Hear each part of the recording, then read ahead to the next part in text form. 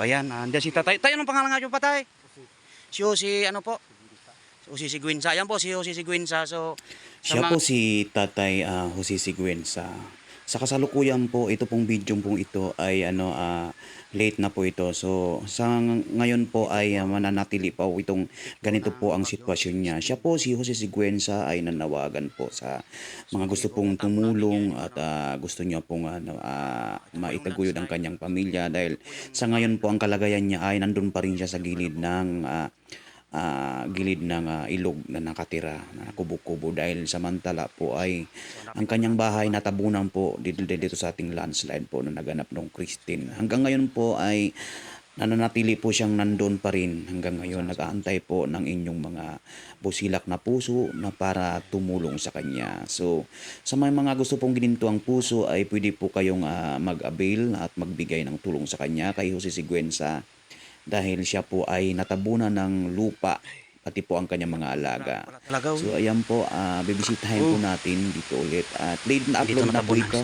So i-upload ko po ito ulit dahil sa may nag-utos po nito. So hanggang ngayon Ayan, doon sa Tay.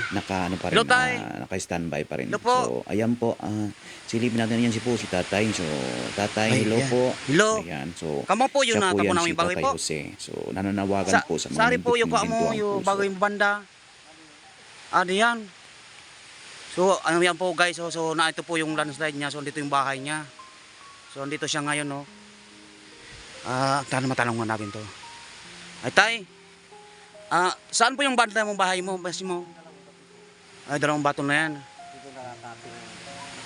Oh. Yung ano yung sinasabing natabunan yung mga alaga, saan banda doon banda? Diyan. Pero nandiyan pa ba? So nakakaano po diyan, nakakaalam. So ito po yung may-ari ng natabunan yung bahay niya dito banda. Pati pala yung mga alaga niyang hayop is natabunan.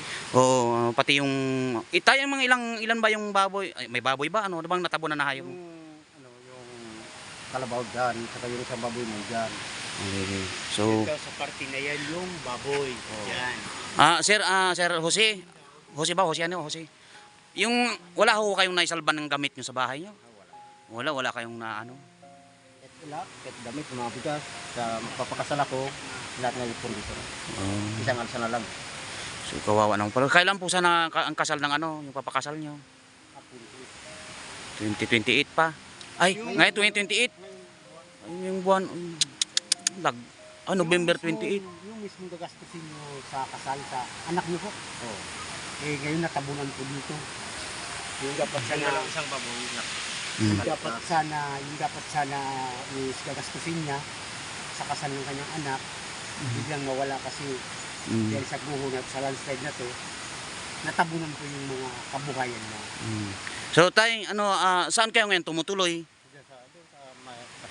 Sa may bungad, sa may yan si Tatay Jose. So nagtuloy lang sa may kubo-kubo doon sa gilid ng kalsada.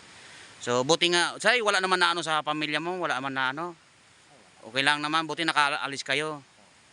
So ayan, utos mo to. So nandito si Sir Jose Siguenza. So kumakatok po sa inyong puso na ito po nga po ang sitwasyon niya. Dito po yung bahay niya. Tapos yung doon daw yung baboy niya. Kalabaw doon, natabunan yan banda Ito daw yung kalabaw, sa malaking bato niyan. Ayan, ano ba diyan kalabaw? Ayan. Tapos yung baboy niya doon. So nakikita niyo naman po yung niyan gunuhuan niya. So napakalaki po niya. Laki. So biruin mo yan kung nung nandito ka nako. Sus marusip. Ang kalambidad talaga. So Kaya narinig nyo palang dumadagundong. Hindi naman talaga sa laki ng mga bato na yan.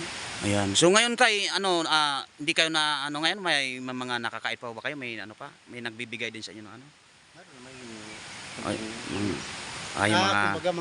mga lang, mga nag-relief din. Mga goods. So andito si mo classmate. Ayan, grabe talaga pa yung nangyari. Oo, so ayan. Ngayon Tay, Sir Jose, pinapunta kami dito para kausapin kayo. Dahil sabi ni so ito nga, hindi pa makarelate si Tatay Jose dahil sa kanyang nangyari dito. So andito pa rin siya. Tinitingnan niya pa rin yung bahay niya dito kung paano niya makuha yung ibang mga gamit na nandito sa ilalim. So siguro siguro kung ako naman sa akin, para akong yung tinakloban ng talwasi na malaki.